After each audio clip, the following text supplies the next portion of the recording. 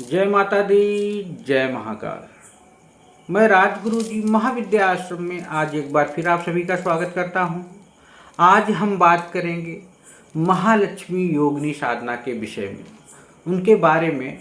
जिन व्यक्ति को, जिस भी मानव को, क्योंकि कोई भी मानव ऐसा नहीं है जिसे धन की कमी ना हो, धन आने के मार्ग जिसको ना मिल रहे हों, व्यापार में जिसकी उन्नति नहीं हो रही हो, यह साधना उन लोगों के लिए वरदान है। इस साधना से नौकरी करने वाले व्यक्ति का लाभ तो होता ही होता है, लेकिन अगर वह व्यक्ति व्यापार करता है या व्यापार की योजना बना रहा है या उसका व्यापार ठप पड़ गया है, तो उसमें यह साधना अपने आप में एक कल्पतरु है, अक्षय है, अजेय है। इससे उत्तम साधना धन प्राप्त करने के लिए इस ब्रह्मांड में शायद ही कोई हो। यह साधना धन से संबंधित चीज़ों में अप्रत्याशित रूप से फल प्रदान करती है। इस साधना को किसी भी शुक्ल पक्ष के शुक्रवार से साधक शुरू कर सकता है।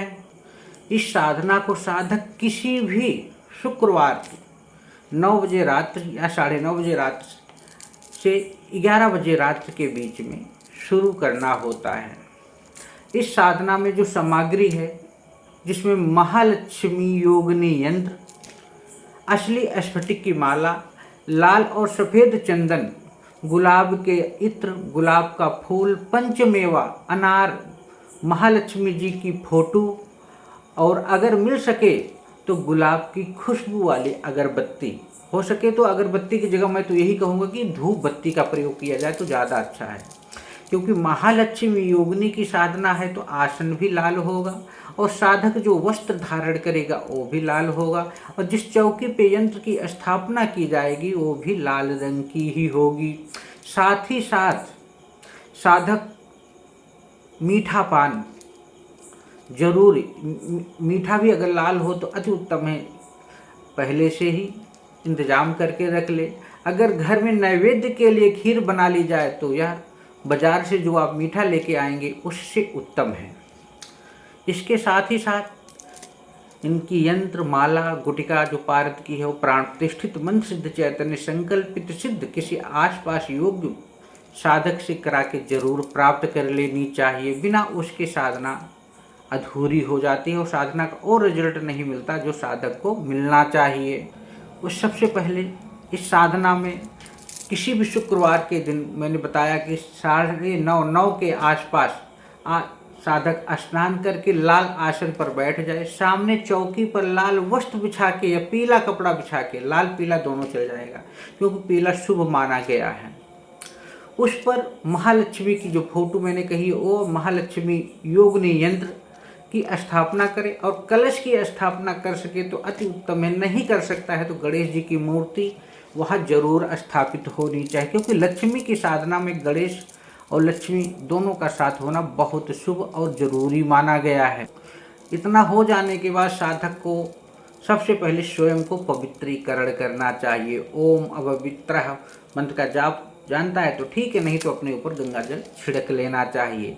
इस मंत्र से करें अगर आपको जानते हैं। इसके बाद आचमन करके हाथ को धो लें और हाथ में जल लेकर साधारण रूप से संकल्प करें।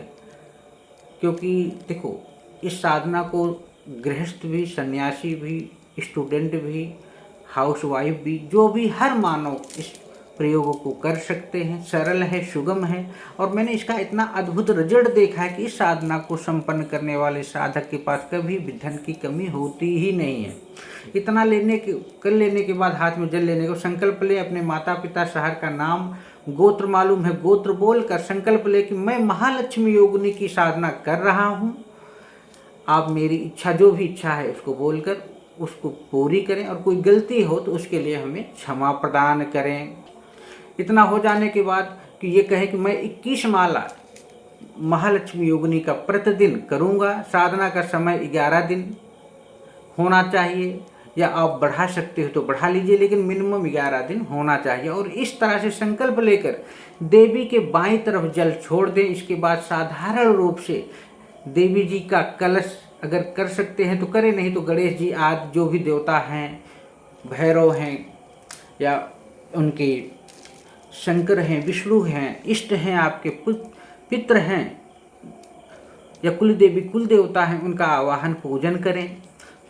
और गणेश जी का पूजा करके पुष्प सभी पर पुष्प से जल को छिड़क दे, पुष्प चढ़ाएं, भोग लगाएं, धूप जला लें और अपने इष्ट और महालक्ष्मी जी का ध्यान आंख बंद कर करें। और इसके बाद एक माला गणेश के मंत्र का जाप करें, ओम गम गणपतये नमः या ओम वक्रतुंडाय होम या ओम श्री गणेशाय नमः। जो भी मंत्र आपको आता है उस मंत्र का जाप करें।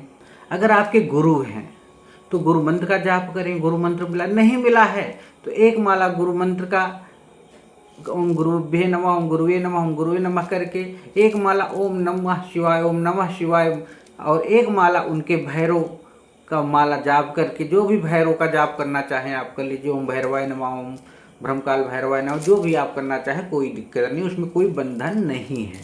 उसके बाद जो मैं महालक्ष्मी का बीज मंत्र बता रहा हूँ उसका जाप करें। हो सके तो रोज दशांश हवन करें। यह साधना प्रत्यक्षीकरण के लिए ना करें, प्रत्यक्षीकरण भी होती है अगर आप इसे 21 दिन या 31 दिन या और आगे बढ़ाते हैं, आपकी चैतन्यता ऊर्जा प्रबल है तो महालक्ष्मी योगिनी का दर्शन भी हो जाता है।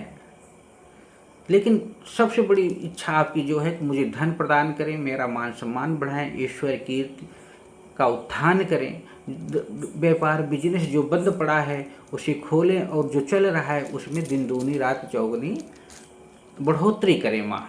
ये सब हो जाने के बाद माँ से बोले कि मैं अपनी इच्छा मनोकामना के लिए आपकी साधना कर रहा हूँ। अगर आपकी इच्छा है तो आप प्रत्यक्ष होकर आएँ, नहीं तो आप अपना आशीर्वाद ही हमें प्रदान करें।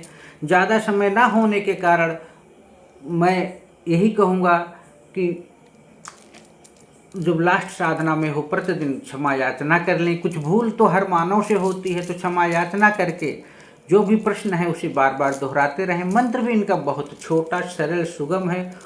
ओम श्रीं ह्रीं महालक्ष्माय नमः, यह इनकी योगिनी का मंत्र है। इस मंत्र का ही जाप आपको 21 माला प्रतिदिन करना है।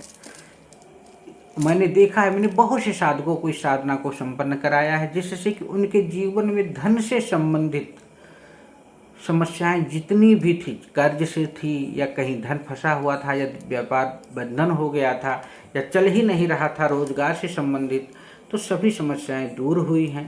तो मैं यही कहूँगा कि क्योंकि इस दुनिया में टका धर्मम टका कर्मम टका टक टकायते की जो सिचुएशन है उसका अंत हो और लक्ष्मी का वास आप सब लोगों के घरों में हो।